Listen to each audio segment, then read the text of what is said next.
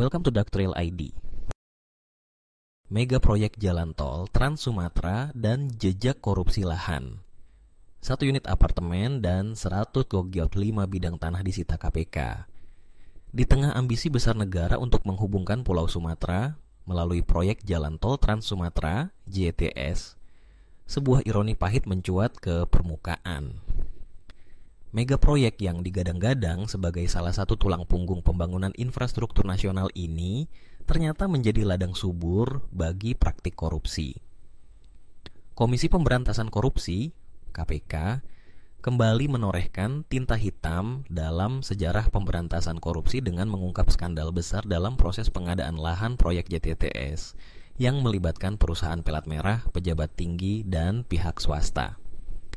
Pada hari Rabu, tanggal 5 Agustus 2025, KPK secara resmi mengumumkan penyitaan terhadap 135 bidang tanah dan 1 unit apartemen yang berlokasi di Bintaro, Tangerang Selatan. Aset-aset tersebut terkait erat dengan dugaan tindak pidana korupsi dalam pengadaan lahan jalan tol Trans Sumatera oleh PT Hutama Karya Persero dalam kurun waktu anggaran 2018 hingga 2020. Skema pengadaan lahan yang syarat penyimpangan. Dalam konferensi pers yang digelar di Gedung Merah Putih KPK, PLT Deputi Penindakan dan Eksekusi KPK, Asep Guntur Rahayu, mengungkap bagaimana konstruksi kasus ini terbentuk. Proses korupsi dimulai sejak mantan Direktur Utama PT Hutama Karya, Bintang Perbowo, mengadakan rapat direksi internal pada bulan April 2018. Dalam rapat tersebut, yang belakangan diketahui sebagai rekayasa, diputuskan rencana pembelian lahan-lahan yang terletak di sekitar jalur pembangunan JTS. Namun, yang membuat keputusan ini menjadi titik awal tindak pidana korupsi adalah kehadiran seorang tokoh kunci, Iskandar Zulkarnaen, pemilik PT Sanitarindo Tangsel Jaya (STJ). Ia merupakan teman pribadi dari Bintang Perbowo. Koneksi personal ini kemudian dimanfaatkan untuk memperlancar jalan bisnis yang tidak sehat. Bintang Perbowo memperkenalkan Iskandar kepada jajaran direksi PT Hutama Karya, lalu mengarahkan agar perusahaan BUMN tersebut membeli lahan milik Iskandar dan mendorong Iskandar untuk memperluas kepemilikannya dengan cara membeli lahan dari masyarakat sekitar. Instruksi tersebut menghasilkan skema yang terkesan sah secara administratif, namun dalam praktiknya syarat dengan pelanggaran prosedur dan aturan hukum. Dokumen fiktif, SOP yang tidak pernah ada, dan lahan yang tidak bisa dimanfaatkan. Pelanggaran pertama yang menjadi sorotan KPK adalah tidak adanya perencanaan pembelian lahan tersebut dalam dokumen resmi Rencana Kerja dan Anggaran Perusahaan (RKAP) tahun 2018. Hal ini menandakan bahwa pengadaan lahan tersebut tidak melalui mekanisme perencanaan perusahaan yang sah. Kedua, dokumen risalah rapat direksi yang dijadikan dasar hukum pembelian lahan tersebut dibuat secara backdate alias bertanggal mundur.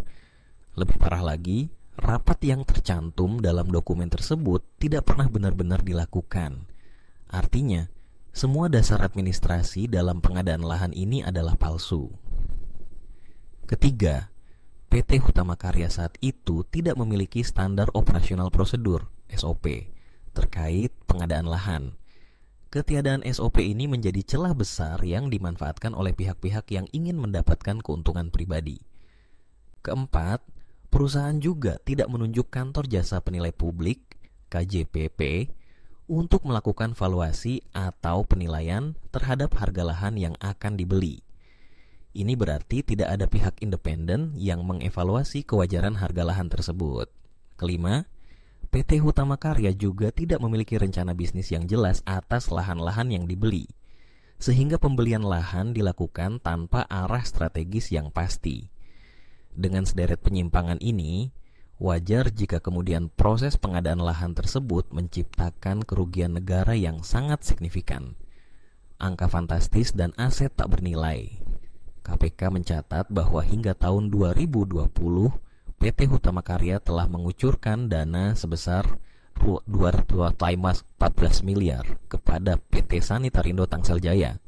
sebagai pembayaran atas lahan-lahan yang berada di wilayah Bakauheni dan Kalianda.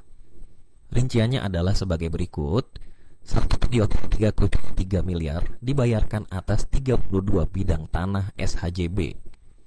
Sertifikat hak guna bangunan di wilayah Bakauheni 741 miliar untuk 88 bidang tanah SHJB atas nama masyarakat di wilayah Kalianda.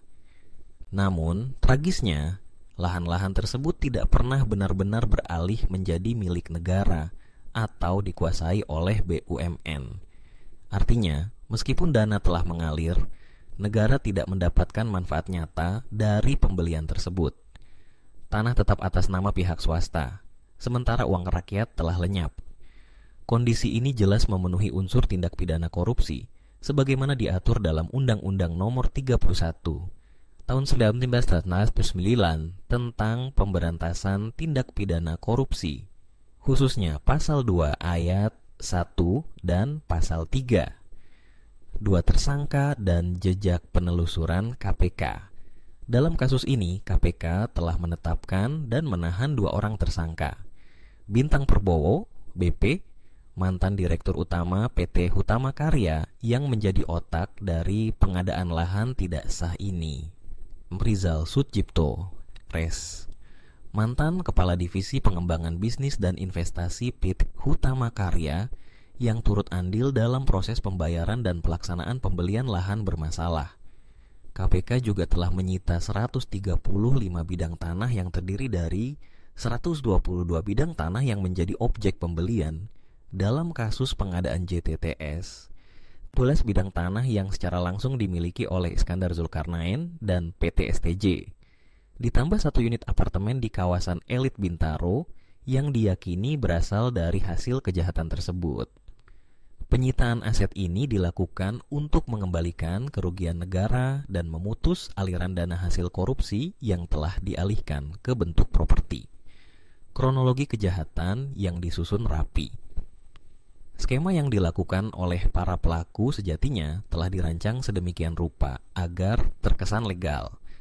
Langkah-langkah manipulatif dimulai dari rekayasa dokumen internal perusahaan, penunjukan vendor atau penjual lahan yang telah disiapkan sebelumnya, tidak melibatkan lembaga penilai independen, menyusun skema pembayaran melalui struktur perusahaan, dan pada akhirnya membiarkan aset-aset tetap dalam penguasaan pihak swasta meskipun sudah dibayar penuh oleh negara.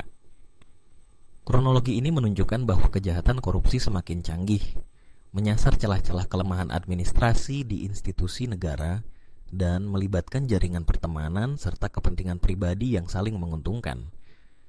Makna simbolik dari penyitaan tanah dan apartemen.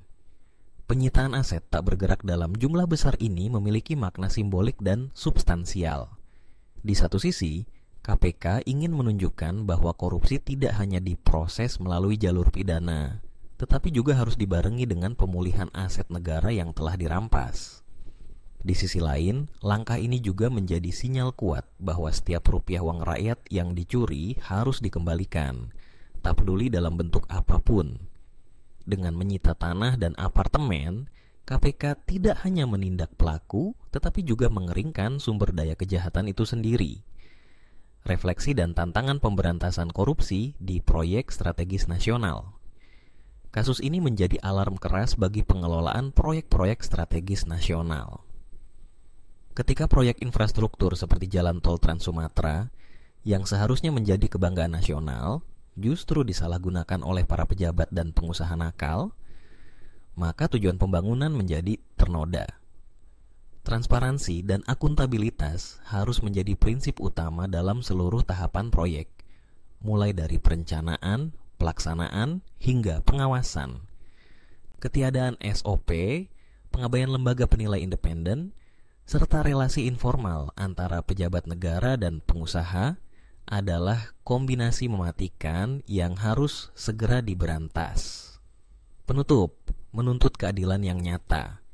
Kasus korupsi pengadaan lahan JTTS adalah potret bagaimana celah-celah dalam sistem bisa dimanfaatkan oleh segelintir orang demi kepentingan pribadi. Namun, di balik ironi ini, ada harapan bahwa KPK dan lembaga penegak hukum lainnya tetap konsisten menindak para pelaku, menyita hasil kejahatannya, dan mengembalikan kerugian kepada negara. Keadilan tidak akan pernah sempurna jika hanya berhenti pada hukuman penjara. Pengembalian aset, pemutusan jejaring korupsi, dan pembenahan sistem adalah langkah nyata untuk memastikan bahwa korupsi bukan lagi tradisi yang diwariskan, melainkan kejahatan yang dilenyapkan hingga ke akarnya. Terima kasih sudah menonton, jangan lupa subscribe.